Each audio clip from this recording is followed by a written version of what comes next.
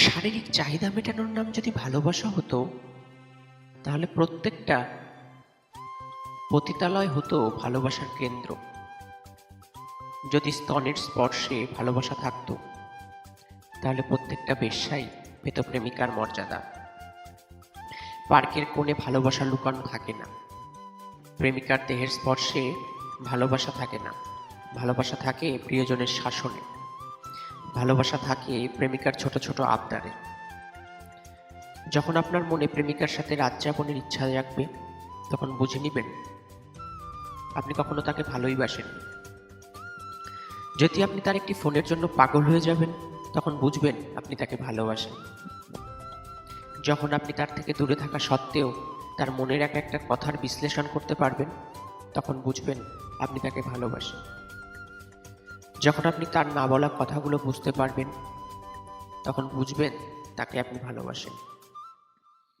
ভালো লাগা আর ভালোবাসা দুটো জিনিস কখনোই এক হতে পারে না। ভালো লাগা আর ভালোবাসা দুটোই আলাদা। যখন আমরা কারো প্রতি তীব্র আসক্ত হয়ে পড়ি, তখন তাকে বলে ভালোবাসা। কিন্তু যদি আসক্তিটাই অল্প মুহূর্তের হয়, তাহলে সেটাকে বলা হয় ভালো লাগা। দীর্ঘ সময় ফোনে আলাপ করার নাম ভালোবাসা নয়, বরং তার মঙ্গলের কথা চিন্তা করে তাকে বারবার ফোন না দেওয়ার নাম ভালোবাসা। প্রতিবেলা খাওয়ার সময় হলে ফোন করে খেয়েছো কিনা জিজ্ঞাসা করার নাম ভালোবাসা। প্রতিদিন প্রিয়জনকে দেখার নাম ভালোবাসা নয়, বরং দূরত্ব থাকা সত্ত্বেও সবসময় প্রিয়জনকে কাছে অনুভব করা নামই ভালোবাসা। ভালোবাসা কখনো প্রকাশ্যে হয় না, ভালোবাসা হয় গোপনে। নিজেদের কথা নিজেদের মধ্যেই লেনদেন হয়। দুজনের মনের কথা কখনোই তৃতীয়জন জানতে পারবে না। প্রিয়জনের কথা ভেবে নিজের ভালোবাসা গোপনে রাখার নাম ভালোবাসা। গ্যালারিতে রাখা ছবিটা দেখে যদি আপনার মুখে হাসি ফুটে ওঠে, তাহলে বুঝবেন আপনি তাকে ভালোবাসেন। রাতে ঘুমানোর আগে যদি তার মেসেজ আপনি চেক করেন, তাহলে সত্যিই আপনি তাকে ভালোবাসেন। তার একটা SMS যদি আপনার উত্তেজনা বাড়িয়ে দেয়, তাহলে বুঝবেন আপনার ভালোবাসা বিশুদ্ধ।